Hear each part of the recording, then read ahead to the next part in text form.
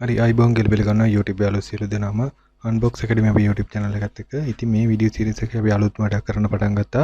2020 උසස් පෙළ රසායන විද්‍යාව පේපරේට එන්න පුළුවන් කියලා අනුමාන වශයෙන් අපි තාවුරු ගන්න ප්‍රශ්න කිහිපයක් තෝරගෙන ඒක දිගට මේ විදිහේ වීඩියෝ series එකක් විදිහට කරගෙන යන්න තමයි මේක අපි බලාපොරොත්තු වෙන්නේ. ඒතකොට මේකෙදි මම තෝරගන්නේ පසුගිය අවුරුදු 5 ඒ කියන්නේ 2019 විදිහට ගත්ත පස්සේ එන අවුරුදු 5 අතිශය වැදගත් කියන හැමදාම අහලා තියෙන ප්‍රශ්න රටාව වලට මම පෙන්වන්න යන්නේ මේකෙන්. එතකොට මේ විදිහට අපි දිගටම සතියේ වීඩියෝ දෙකක් වගේ වෙන්න මේ වීඩියෝ සීරීස් එක දිගටම කරගෙන යනවා. ඊට අමතරව අපි දැන්ට කරගෙන යන පාස් පේපර්ස් තියරි ඒ වීඩියෝ සීරීස් එකක් කරගෙන යනවා. ඉතින් මෙතෙන්දි මම ප්ලෑන් කරන්නේ හැමදාම පේපරේට අහන ප්‍රශ්න ටික තෝරගෙන ඔයාලට ඒ ටික පෙන්වන්න දෙනවා. එතකොට මේ වීඩියෝ සීරීස් ටිකත් එක්ක ඔයාලට දිගටම හිටියොත් අඩුම තරමේ S එක අනිවාර්යෙන් හදා ගන්න පුළුවන්. සමහරවිට මම දන්නවා S එක චුවර් නැති රසායන විද්‍යාව අපිරිම වුණු ළමයි ඉන්නවා. ඉතින් මේක ඒ කට්ටියට ගොඩ යන තියෙන එකම chance එක තමයි හැමදාම පේපරේට අහන ප්‍රශ්න ටික හඳුනගෙන ඒ තීර ටික හරියට කරගන්න ඕන. සමහරවිට ඒ තීර ටික හරියට කරගත්තොත් මේ මාසේ ඔයාලට මාසයක් ඇතුළත කාල සීමාවෙදී අනිවාර්යෙන් මම කියන්නේ ඒකකට යන්න පුළුවන් කියලා. දුර්වල ෆේල් වෙලා ඉන්න ළමයින්ට පාව අඩුම තරමේ B එකක් මට්ටම දක්වාත් එන්න පුළුවන් හැකියාව අනිවාර්යයෙන්ම තියෙනවා මේ කියන විදිහට වැඩ ටික කරගෙන ගියොත්. අපි එහෙනම් පළවෙනි වීඩියෝ එකටම මේක කොහොමද වෙන්නේ කියලා බලන්න. හරි මෙතන මම තෝරගෙන තියෙන්නේ IUPAC නාමකරණය හා සම්බන්ධ ප්‍රශ්නයක්. එතකොට ඔයාලට පහුගිය අවුරුදු ටික බැලුවොත් එහෙම තේරෙයි. අනිවාර්යයෙන්ම මුල් ප්‍රශ්න 10 ඇතුළත මේ ප්‍රශ්නය අහලා තිනවා. ඒ කියන්නේ හැමදාම අහනවා IUPAC නාමකරණය. එතකොට ඔයාලට තේරෙන්න ඕනේ MCQ වල තියෙන වැදගත්කම මොකක්ද කියලා. MCQ කෙලින්ම පේපරෙන් 150කට අදාළ ලකුණු දෙනවා. එතකොට අපි මේ ප්‍රශ්නයක් වැරදුනොත් එහෙම අපිට ලොකු හානියක් වෙනවා. රචනා පේපරේ ගත්තොත් එහෙම මොකද වෙන්නේ? රචනා පේපරේ අපි ලකුණක් ලබා ගන්න. ඒ කියන්නේ MCQ කට 50යි, essay කට 50යි කියන්නේ තියෙන්නේ. එතකොට රචනා පේපරේ ආයේ ලකුණු කඩල තියෙන විශාල සංඛ්‍යාවකට. ඒ කියන්නේ 100න් බෙදලා එහෙම ගුණ වෙලා එන විදිහට තියෙන එක. එතකොට රචනා පේපරේ ලකුණු විශාල සංඛ්‍යාවක් ලබා ගන්න ඕන එක ලකුණක් ගන්න නම් හැබැයි MCQ එකේ එකක් හරි ගියොත් අපිට ලකුණ කෙලින්ම හම්බ වෙනවා.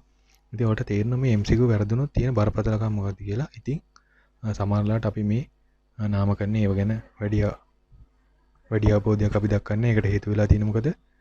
හැමදාම අහන ප්‍රශ්න අහන්න අපි ඒව නොසලකා හරිනවා. හැබැයි අපිට පේපරේට ගිහලා කරන් පස්සේ ඒක බෑ වැරදිලා යනවා. එතකොට මෙතන IUPAC නාමකරණයට අදාළ ප්‍රශ්නයක් තමයි අපි තෝරගෙන තියෙන්නේ. එතකොට මේ පහත දැක්වෙන සංයෝගයේ IUPAC නාමකරණය තමයි අපෙන් අහන්නේ.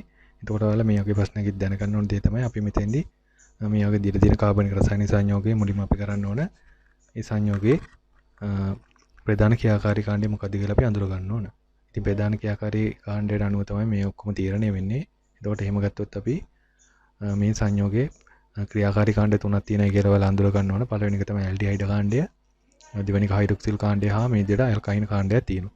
ඉතින් මේ වගේ මේ ප්‍රමුඛතා අණුපිළිවෙලට අනුව ප්‍රධාන ක්‍රියාකාරී කාණ්ඩවල ප්‍රමුඛතා අණුපිළිවෙලට අනුව ඔයාලා දන්නවා ඇල්ඩිහයිඩ් තමයි උඩින්ම ඉන්නේ මේ සංයෝග මේ කාණ්ඩ තුනෙන්. එතකොට අපි මේක ඇල්ඩිහයිඩයක් විදිහට තමයි නම් කරන්න ඕන. ඊට පස්සේ මෙතන අපි ඇල්ඩිහයිඩයට අවමාංකය ලැබෙන විදිහට දිගම කාබන් දාමය තෝරගන්න ඕන. එතකොට අවමාංකය ලැබෙනවා කියන්නේ මේකට කාබන් වලට එක ඉන්න ඕනේ කියන එකනේ. එතකොට මේ විදිහට පටන් අරගෙන අපිට වම් පැත්තට යන්න පුළුවන්. මේ විදිහට දකුණු පැත්තට යන්න පුළුවන්. වම් පැත්තට ගියොත් අපිට කාබන් පරමාණු 5ක් හම්බ වෙන දිග. වම් පැත්තට ගියොත් අපිට කාබන් පරමාණු 5ක් හම්බ වෙන දිග කාබන් දාමයක් හම්බ වෙනවා. දකුණු පැත්තට ගියොත් අපිට කාබන් පරමාණු 1 2 3 4ක් කියලා ඒ විදිහට අඩු කාබන් දාමයක් හම්බ වෙනවා. එතකොට අපි මෙතෙන් තෝරගන්න ඕන වම් පැත්තට යන මේ කාබන් 5ක් වෙන දිග කාබන් දාමය. ඊට පස්සේ අපි කරන්න ඕන මේ විදිහට අපි නාම මූලය අඳුර ගන්න ඕන. කාබන් පරමාණු 5ක් හන්ද අපි එකට කියනවා පෙන් කියලා. එතකොට පෙන් ටයිනයක් විදිහට තමයි අපි නම් කරන්න ඕන මේක. ඊට පස්සේ අපි අඳුර ගන්න ඕන බන්ධන ස්වභාවය. ඒ කියන්නේ මොන බන්ධන තියෙන්නේ? දිත්ත බන්ධන, තිත්ත බන්ධනද, තනි බන්ධන තියෙන කියලා ඔයාලට මෙතන බැලුවොත් තේරෙනවා. තනි බන්ධන හා තිත්ත බන්ධනයක් තියෙනවා. ඉතින් මෙතන තිත්ත බන්ධනේ තියෙන්නේ කාබන් පරමාණුව 4 හා 5 අතර. එතකොට 4 අයින් එකක් තියෙනවා කියලා තමයි අපි ගන්නෙ. මෙතන පොඩ්ඩක් මේ වැරදිලා තියෙනවා ඒක. ඊට පස්සේ අපි තුන්වෙනි එකේදී බලන්න ඕන ආදේශ කාණ්ඩ කියලා මොනවද? ඉතින් ආදේශ කාණ්ඩ කියලා මෙතන කියන්නේ ප්‍රධාන ක්‍රියාකාරී කාණ්ඩයට අමතරව අනිත් ප්‍රධාන ක්‍රියාකාරී කාණ්ඩය අපි තෝරගත්තාන් පස්සේ අනිත් සියලුම කාණ්ඩ ආදේශිත කාණ්ඩ වගේ බවට පත් වෙනවා. එතකොට මෙතන දෙවෙනි එකේ වලට මේ විදිහට පේනවා. මෙතන තියෙන මේ විදිහට එතිල් ගෲප් එකක් තියෙනවා. ඒ කියන්නේ දෙකේ එතිල් එකක් තියෙනවා. ඒ වගේම තුන්වෙනි එකේ තුන්වෙනි කාබන් පරමාණුවේ හයිඩ්‍රොක්සිල් කාණ්ඩය තියෙනවා. ඒ වගේම මෙතන අයින් එකක් තියෙනවා. ඉතින් ඊට පස්සේ අපි කරන්න ඕන ප්‍රධාන ක්‍රියාකාරී කාණ්ඩය මේ විදිහට අපි නම් කරන් පස්සේ මෙතන COH එක අපි ඇල්ඩිහයිඩයක් අන්ද අපි ඇල් කියලා තමයි අකට යොදන්නේ. මේ විදිහට සංයෝග වෙනකොට ඊට පස්සේ අපිට මේ සංයෝග ඉංග්‍රීසි ඕඩිය ආකාර ආදී පිළිවෙලට මේ විදිහට සකස් කරන් පස්සේ අපිට ගන්න පුළුවන් 2 මිතිල් 3 හයිඩ්‍රොක්සි පෙන්ට් 4 අයින් එක ඇලක් කියලා. ඒතකොට මේ දෙක එකතු කරලා අපිට ලියන්න පුළුවන් ඕන මෙතන පෙන්ටයිල් කියලා ලියන්න පුළුවන්. එතකොට මේ දෙකෙන් ඕන එකක් නිවැරදි පිළිතුරු විදිහට මෙතන ගන්න පුළුවන්. එතකොට නිවැරදි පිළිතුර අපිට හම්බ වෙලා තියෙන්නේ පස්වෙනි උත්තරේ. හරි මෙතන ඊටකට මම තෝරාගත්ත මේ සම්ප්‍රයුක්ත විවය අදාළ ප්‍රශ්නයක්. ඉතින් හැම අවුරුද්දෙම සම්ප්‍රයුක්ත විවය අහනවා. ඔයාලා පේපරේ අරගෙන බැලුවොත් ඔයාලට හොඳටම තේරෙයි. එතකොට සමහරවිට ෆීනෝල් ගැන අහලා තිබුණා, බෙන්සීන්ගේ සම්ප්‍රයුක්ත විවය ගැන අහලා තිබ්බා. ඉතින් මේ ප්‍රශ්නේදී අහලා තියෙන්නේ ඇනිලීන්ගේ සම්ප්‍රයුක්ත විවය නොවන්නේ කියලා. ඉතින් මේ ඔක්කොටම එක තීරයක් තියෙන්නේ මෙතන සක්‍රියකාරී කාණ්ඩයකට අදාළ සම්ප්‍රයුක්ත විවය ඇඳලා තියෙනවද කියලා තමයි කට්ටිය අපෙන් චෙක් කරන්නේ. නැත්තම් මේක වික්‍රියකාරී කාණ්ඩයකට අදාළව සම්ප්‍රයුක්ත විවය ඒත් අඳින්න පුළුවන්. එතකොට ඒවට අදාළ දැනුමත් ඔයාලා ගාව තියෙන්න ඕන. ඉතින් මේ ඒ වගේ සරල දැනුමක් ඔයාලා ගාව තියෙනවද කියලා තමයි මේකේ පරීක්ෂා කරලා තියෙන්නේ. හරි මෙතන ඇනිලීන්ගේ සම්ප්‍රයුක්ත විවය අපිට මේ විදිහට අඳින්න පුළුවන්. සම්ප්‍රයුක්ත විවය එතකොට පහක් එනවා.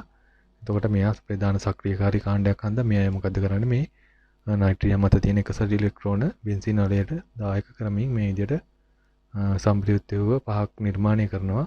ඉතින් මෙතනදී වෙලා තියෙන්නේ මොකද්ද මේ එකසට ඉලෙක්ට්‍රෝන අපි කියන 2 හා 4 ඕතු හා පෙරා ස්ථාන වලට සංක්‍රමණය වෙමින් මේ විදිහට සම්ප්‍රයුක්ත විවය නිර්මාණය වෙනවා. ඉතින් මෙතන මේ ඇරොමැටික් වලයට තමයි මේ ඉලෙක්ට්‍රෝන දායක කරමින් මේ විදිහට ගමන් කිරීම සිදුවන්නේ. එතකොට ඔයාලා දැනගන්න ඕන දේ තමයි මෙහෙම ඉලෙක්ට්‍රෝන දායක කිරීම හේතුවෙන් මේ ඇරොමැටික් වලයේ ඉලෙක්ට්‍රෝන ඝනත්වය වැඩි වෙනවා. ඒක හන්ද දැන් මෙයා ප්‍රබල ඉලෙක්ට්‍රෝෆිලික ආදේශ ප්‍රතික්‍රියා පෙන්වන්නේ. ඉතින් මෙතන ප්‍රශ්නයට අදාළ බලුවොත් එහෙනම් දෙවෙනි ප්‍රතිචාරය මොකක්ද වෙලා තියෙන්නේ? ඇරොමැටික් වලයේ එකසර ඉලෙක්ට්‍රෝන වල දක්වා ඇති ආභංගේ ඍණ ආරෝපණය දක්වා නැහැලු. ඉතින් මෙතන අපෙන් අහලා තියෙන්නේ මොකද්ද? මේකේ වැරදි පිළිතුර තමයි අපෙන් අහලා තියෙන්නේ. ඉතින් මෙතන ඍණ ආරෝපණය දක්වලා නැති හන්ද අපි මෙයා වැරදි කියලා තමයි ගන්නෙ. ඍණ ආරෝපණයක් කියන්නේ මොකද මෙතන? මොකද මේ ඉලෙක්ට්‍රෝන මෙතන දායක කිරීමක් තමයි සිදු කරන්නේ. එයා සංක්‍රමණයේදී අනිවාර්යයෙන් මෙතන තියෙන බන්ධන වලට වැඩි ඉලෙක්ට්‍රෝන හම්බුනහම අපි ඍණ කියලා දක්වන්න ඕන. ඉතින් මේ විදිහට අපිට පහසුවෙන් මෙතන පිළිතුරු ලබා ගන්න පුළුවන්. මේ ප්‍රශ්නෙටම අදාළ තව දෙයක් කියන්න තියෙනවා. ෆීනෝල් වලට අදාළව දුන්නත් මේ ආකාරයට තමයි මේක නිර්මාණය වන්නේ. ඒ වගේම එතකොට ඔයාලා වික්‍රියකාරී කාණ්ඩයකට අදාළව දැනගන්න ඕන. එතකොට වික්‍රියකාරී කාණ්ඩයකට අදාළව නම් සක්‍රිය වෙන්නේ මොන ස්ථානද? මෙටා ස්ථාන කියලා ඔයාලගේ අවබෝධයක් තියෙන්න ඕන. හරි මේ ප්‍රශ්නේ මම තෝරගෙන තියෙන ඊට පස්සේ කෝෂ හා සම්බන්ධ ප්‍රශ්නයක්. එතකොට මෙතන මොකද්ද මේ කරලා තියෙන්නේ? මේ විදිහට කෝෂ නිකල් හා කොපර් අර්ධ කෝෂ දෙකක් වෝල්ට් මීටර මගින් එකිනෙකට අටවල තියෙනවා. ඒ වගේම ලවණ සේතුවක් මගින් අයන තුලතාවය රැක ගන්න මේ විදිහට සම්බන්ධ කරලා තියෙනයි කියලා අපිට කියනවා. ඉතින් මේ ලවණ සේතු එහෙම නිර්මාණය කරන ඔයාලා දැනගන්න ඕන KNO3 KCl වගේ සංයෝග තමයි භාවිතා කරන්නේ. ඉතින් ඒවත් දැනගෙන තියෙනවා ලවණ සේතුවෙන් කරන්නේ අයන තුලතාවය පවත්වා ගැනීම සඳහා දායක වෙනවා. එතකොට සාමාන්‍ය විද්‍යාගාරයේදී නම් මොකද කරන්නේ? ටිෂු පේපර් එකක් අරගෙන ඉවෙලා මේ වගේ කෝෂ නිර්මාණය කිරීමේදී ටිෂු පේපර් එකක් අරගෙන ඒක අපි KCl වල වගේ සංයෝගයක ද්‍රවණය කරලා ඉවෙලා අපි ගන්නවා පොඟවල ගන්නවා. ඊට පස්සේ කෝෂ දෙක අතර එක මැදින් තියලා සම්බන්ධ කරගන්නවා. ඒ වගේ සරල සංසිද්ධිය තමයි මෙතන තියෙන්නේ. එතකොට මොකද්ද මෙතන කරලා තියෙන්නේ? මේ විදිහට විද්‍යුත් රසායනික කෝෂයක් ගොඩනගලා තියෙනවා. ඉතින් මේ කෝෂ සම්බන්ධව වලට මොනවා හරි ප්‍රශ්න තියෙනවා නම් මම කලින් දාපු වීඩියෝ වල බලන්න පුළුවන්. ඒකේ මම සම්පූර්ණයෙන්ම කෝෂවල ධන ඍණාත්මක හා ඇනෝඩ් හා කැතෝඩ් ප්‍රතික්‍රියා කොහොමද හඳුනගන්නේ සම්පූර්ණ වීඩියෝ එකක් කරලා තියෙනවා. ඉතින් ඒක වලට බලන්න පුළුවන්. මෙතන මේ විදිහට කෝෂ නිර්මාණය කරගෙන අර්ධ කෝෂ දෙකක් සම්බන්ධ කරලා වෝල් මීටරේ ආරම්භක පාඨාංකය අරගෙන තියෙනවා. එතකොට මේ විදිහට පෙන්න තියෙනවා මොකද්ද? මේ විදිහට අපිට එතන විභයන් දෙකක් දීලා තියෙනවා. එතකොට මේ දීලා තියෙන්නේ මේ වේ අර්ධ කෝෂ දෙක එකතු වෙලා මොනවද ඇති කරන්නේ? විද්‍යුත් රසායනික කෝෂය නිර්මාණය කරනවා. එතකොට තමයි කෝෂ ප්‍රතික්‍රියාව සිදුවන්නේ. ඉතින් මේ අර්ධ කෝෂ දෙක සම්බන්ධ කරන්න කලින් තමයි අපි මේ විදිහට මේ වගේ විද්‍යුත් ගාමක බලයන් දෙක අපිට මේ විදිහට ඔක්සිහරණ විභයන් දීලා තියෙන්නේ. එතකොට මේ දෙකෙන් අපි අඳුර ගන්න ඕන මොකද්ද? ඇනෝඩය හා කැතෝඩය අඳුර ගන්න ඕන. එතකොට විද්‍යුත් රසායනික ශ්‍රේණියේ හයිඩ්‍රජන් ඉහළින් තියෙන සංයෝග සියල්ල ප්‍රබල ඔක්සිහාරක විදිහට ක්‍රියාත්මක කරනවා. ඉතින් ඒකෙදි ඍණාගේ වැඩිම සංයෝග ඔක්සිහරණයෙන් ඔක්සිහාරක ප්‍රබලතාවය වැඩි. එතකොට ධනාගේ අපේ ඉන්න සංයෝගවල ඔක්සිහාරක ප්‍රබලතාවය අඩුයි. එයා ඔක්සිහරණය වෙනවා. ඒ කියන්නේ කැතෝඩි විදිහට ක්‍රියාත්මක වෙනවා. එතකොට ධනාගේ අපේ ඉන්න මේ සංයෝගය කැතෝඩි විදිහට ක්‍රියාත්මක වෙන විතර නැත්නම් ඍණාගේ අපේ ඉන්න මේ සංයෝගය මෙතන ඇනෝඩි විදිහට ක්‍රියාත්මක වෙනවා. ඉතින් මේ විදිහට ඇනෝඩ් හා කැතෝඩ් අපි නිර්ණය කරගත්තාන් පස්සේ මෙතන අර කලින් මම කියපු දේ තමයි පැහැදිලි කරලා තියෙන්නේ. නිකල් ඉලෙක්ට්‍රෝඩ් රේඩිය කොපර් ඉලෙක්ට්‍රෝඩේ සම්මත ඉලෙක්ට්‍රෝඩ් විභවය මොකක්ද වෙලා තියෙන්නේ වැඩි වෙලා තියෙනවා. ඉතින් මේ කෝෂයේදී නිකල් තමයි ඇනෝඩ් විදිහට ක්‍රියාත්මක වෙන්නේ. කොපර් කැතෝඩ් විදිහට ක්‍රියාත්මක කරනවා. ඇනෝඩේදී හැම වෙලෙම සිදුවෙන්නේ ඔක්සිකරණය එනා කරලිනා. ඒකට කැතෝඩේදී ඔක්සිහරණය තියෙන්නේ හරකෑ කියලා අපි මතක තියාගන්නවා. එතකොට මේ විදිහට අපිට මෙතන පිළිතුර නිර්ණය කරන්න පුළුවන් ඇනෝඩ් ප්‍රතික්‍රියාවට අදාළ ප්‍රතික්‍රියාව මේක ඇනෝඩයේ දියවීමෙන් නිකල් ධන දෙකයින මාධ්‍යයට උදාහරණෝ ඒ විදිහටම කැතෝඩය ඔක්සිහරණයට වෙනවා කැතෝඩ ද්‍රාවණයේ තියෙන කොපර් ධන දෙකයින ඉලෙක්ට්‍රෝඩයෙන් එන ඉලෙක්ට්‍රෝන ලබාගෙන කොපර් බවට කැතෝඩයේ තැම්පත් වීම සිදු වෙනවා ඒතකොට කැතෝඩයේ බරත් වැඩි වෙනවා ඒතකොට කෝෂ ප්‍රතික්‍රියාව ගන්න අපි මේ අර්ධ කෝෂ ප්‍රතික්‍රියා දෙක එකතු කරලා දැන් කෝෂ ප්‍රතික්‍රියාව ගන්නෙ එතකොට මේ විදිහට අපිට ගන්න පුළුවන් එතකොට කෝෂයක විද්‍යුත් නාමක බලය අපි කොහොමද ලබා ගන්නෙ E cell එක සමානයි E node කැතෝඩයෙන් අනු කරනවා E node ඇනෝඩය. එතකොට මේ විදිහට අපිට මෙතන ධන ගැල් ලැබෙනවා. මේකෙන් අපිට කියන්නේ මේ කෝෂ ප්‍රතික්‍රියාව සංසිද්ධව සිදුවනවා කියලා. හරි මෙතන ඊට පස්සේ ටිකක් අමුතු ප්‍රශ්නයක් තියෙනවා. මේක කලාප සමතුලිතතාවයට අදාළ ප්‍රශ්නයක්. එතකොට මෙතන මූලද්‍රව්‍යක කලාප සටහන රූපයේ දක්වලා තියෙනවා කියනවා. මේක ඇදලා තියෙන්නේ උෂ්ණත්වයට එදිරිව පීඩනය කොහොමද විචරණය වෙන්නේ කියලා තමයි පෙන්නලා තියෙන්නේ. එතකොට මේ මූලද්‍රව්‍යයේ කලාප සටහන සම්බන්ධයෙන් පහත් සඳහන් කුමන වගන්තිය අසත්‍ය වේද කියලා තමයි අපෙන් අහන්නේ. එතකොට අපි බලමු කොහොමද මේ ප්‍රශ්නේ අපි තෝරගන්නේ මේක නිවැරදි පිළිතුරු කොහොමද අපි තෝරගන්නේ කියලා. එතකොට මේ පීඩනය හා උෂ්ණත්වයට අදාළව තමයි මේ සංයෝගය ඇඳලා තියෙන්නේ. එතකොට මේ එකෙක් ලක්ෂ වලින් කියවන කාරණා තියෙනවා. එතකොට යම් කිසි සංයෝගයක් පීඩනය වැඩි කරන් පස්සේ අපි මොකද වෙන්නේ කියලා දන්නවා. එයා දැන් වායුවක් උදාහරණයක් විදිහට ගත්තොත් ඒ වායුව පීඩනය වැඩි කරොත් මොකද වෙන්නේ? ඒක වායුව ඝනයක් බවට පත් වෙන යනවා. ඒ කියන්නේ ද්‍රවයක් බවට පත් වෙමින් පස්සේ ඝනයක් අධික උෂ්ණත්වයට අධික උෂ්ණත්වය අඩුම කරලා මේ අක්ෂිය ඉඳලා වම් පැත්තට යනවා කියන්නේ උෂ්ණත්වය අඩු වෙනෝනේ. එතකොට මෙහෙම උෂ්ණත්වය අඩු වෙමින් තීදි පීඩනය වැඩි වෙනවා කියන්නේ මොකද්ද? එයාගේ ඒ අණු වල චාලක ශක්තිය අඩු වෙලා ඒ අණු එකිනෙකට ළඟින් පිහිටලා පීඩනය වැඩි වීම අන්තරාකර්ෂණ බල ප්‍රබල වෙලා ආකර්ෂණ බල ඇති වෙලා ඒක මුලින්ම ද්‍රවණය වෙනවා. තවදුරටත් ආකර්ෂණ බල වැඩි වෙනකොට ඒ කියන්නේ මේ දිශාවට පීඩනය වැඩි කරනකොට මොකද වෙන්නේ? අණු එකිනෙකට ළඟින් පිහිටලා චලනය වීමේ හැකියාව අඩු වෙලා මොකද වෙන්නේ? සංයෝගය ඝන බවට පත් වෙනවා. එතකොට පීඩනය වැඩි වෙනවා කියන්නේ ඝන බවට පත් වෙනවා කියන්නේ ඒ කියන්නේ මේ පැත්තේ තියෙන ඝන කලාපය. එතකොට මෙහෙට යනකොට මොකද්ද වෙලා තියෙන්නේ? මේ උෂ්ණත්වය වැඩි වෙනවා. පීඩනය එන්න අඩු වෙනවා. මේ පැත්තට බැලුවොත්. එතකොට මොකද්ද වෙන්නේ? උෂ්ණත්වය වැඩි වෙනවා. පීඩනය අඩු වෙනවා කියන්නේ ඒ කියන්නේ පරිමාව වැඩි වෙනවනේ. ඒ කට්ටියට ඉන්න පුළුවන් අවකාශය වැඩි වෙනවා කියන්නේ. උෂ්ණත්වය වැඩි වෙනකොට යනුවේ චාලක ශක්තිය වැඩි වෙලා ඒ කට්ටිය වාෂ්ප කලාපයට යන්න බලනවා. ඉතින් මේ පැත්තට පෙන්වන්නේ මේ වාෂ්ප. හරි මෙතන අපි අපි දැන් ඊට පස්සේ එක් එක් ප්‍රකාශ කරන සලකලා බලමු මේක කොහොමද ගන්න කියලා. එතකොට පළවෙනි එක කියනවා S1 හා S2 හා G කලාප සමතුලිතතාවයේ පවතින උෂ්ණත්ව හා පීඩන තත් එකක් තියෙනවා කියලා අපි බලමු. S1 හා S2 කියන්නේ යම් කිසි මූලද්‍රව්‍යයේ යම් කිසි කලාපයක් නම් ඒකට අදාළව මෙතන මේ පෙන්වලා තියෙන්නේ මොකද්ද?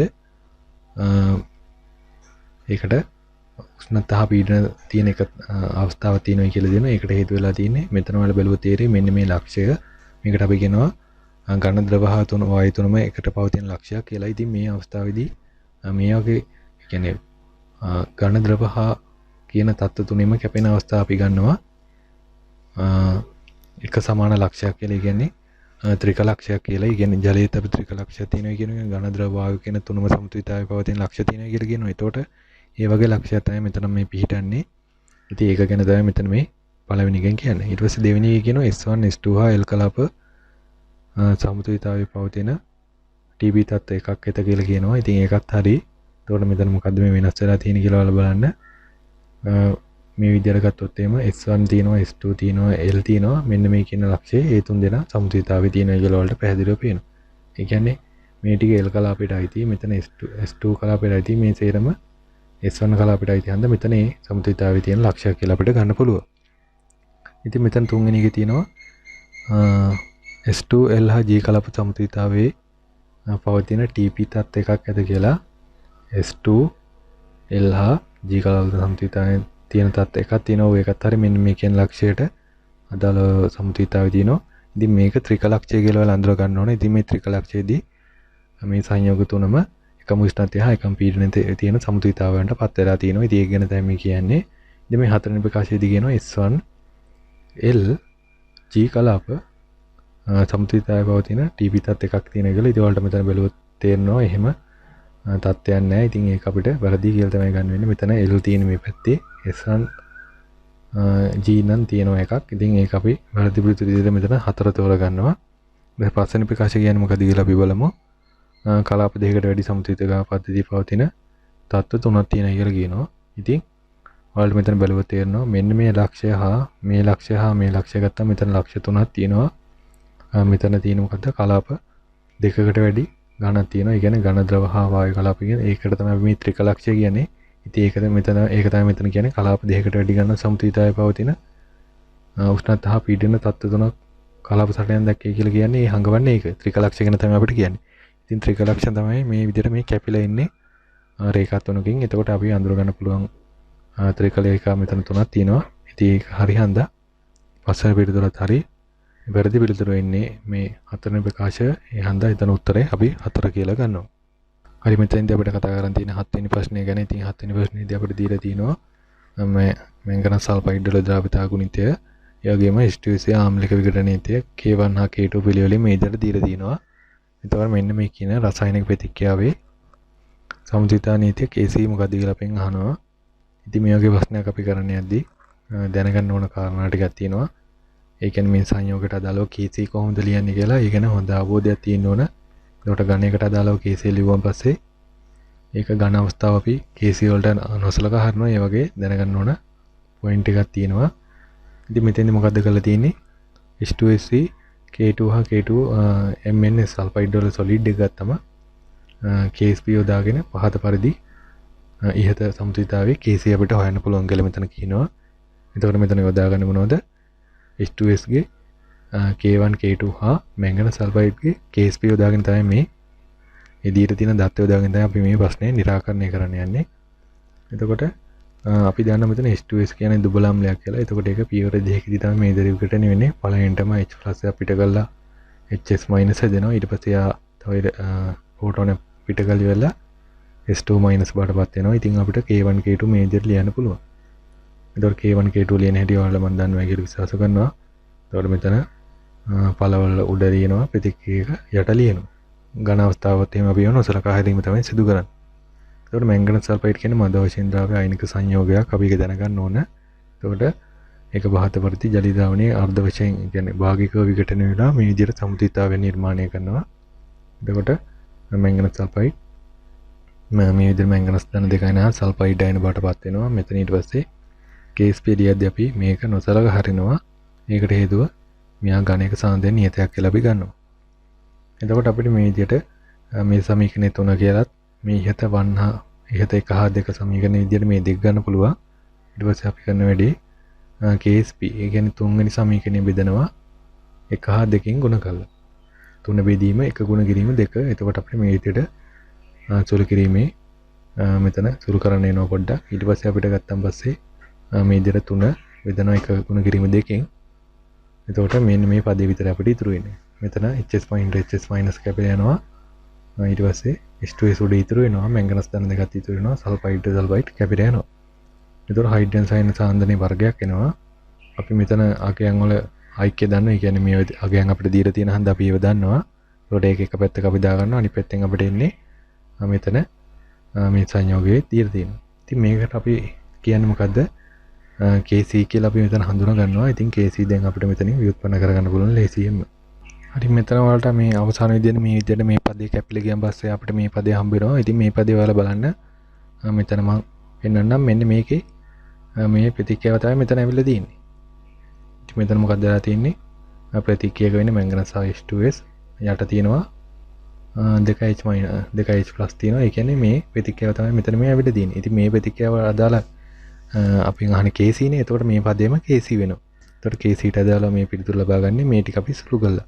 එතකොට මෙතන අපි ඉදිරියට තියෙන දත්ත ආදේශ කරන් පස්සේ අපිට මේ විදිහට සරලව පහඩි කිරීම 10 5 කියලා ගන්න පුළුවන්. පිළිතුර අපිට 4 විදිහට තෝරගන්න පුළුවන්. ඉතින් ඒක තමයි මෙතන KC වල සමතුලිතතා නියමය කියලා අපිට ගන්න වෙන්නේ.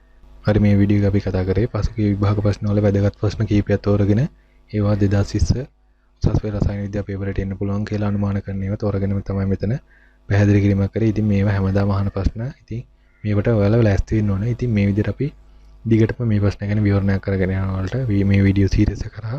ඉතින් මේකත් එක්ක ඔයාලා දිගටම රැඳී සිටින්නේ කියලා ආරාධනා කරනවා. මොකද මේකෙන් ඔයාලට අඩුන්තරේ S එකක් මට්ටමේ ගන්න බැරි ළමයට පවා මේකෙන් ගොඩ එන්න පුළුවන්. මොකද මෙතන අපි කරන්නේ හැමදාම අහන ප්‍රශ්නට ඒ කියන්නේ විභාගයට අනිවාර්යයෙන්ම මේ ප්‍රශ්න එනවා.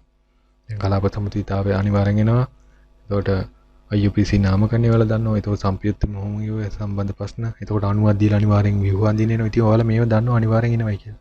ඉතින් තවත් අමතරව අනුමාන ප්‍රශ්න පස්සේ දුවන්න ඕනද කියලා ඔයාලට දැන් තේරෙන්න ඕන. ඔයාලා විසින්ම පාස් පේපර් ගන්නවා නම් ඔයාලට තේරෙනවා අනුමාන ප්‍රශ්න එන්නේ මොනවද කියලා. ඉතින් ඒවට සූදානම් වීමක් සිදු කරා නම් විභාගදී ඔයාලට දැනගෙන යන්න පුළුවන් පේපර් එකට එන්නේ මොනවද කියලා. ඉතින් ඒ වගේ පාස් පේපර්ස් කරලා හරියට ඒක හදා ගන්න ඕන විභාගයට කලින් අපි.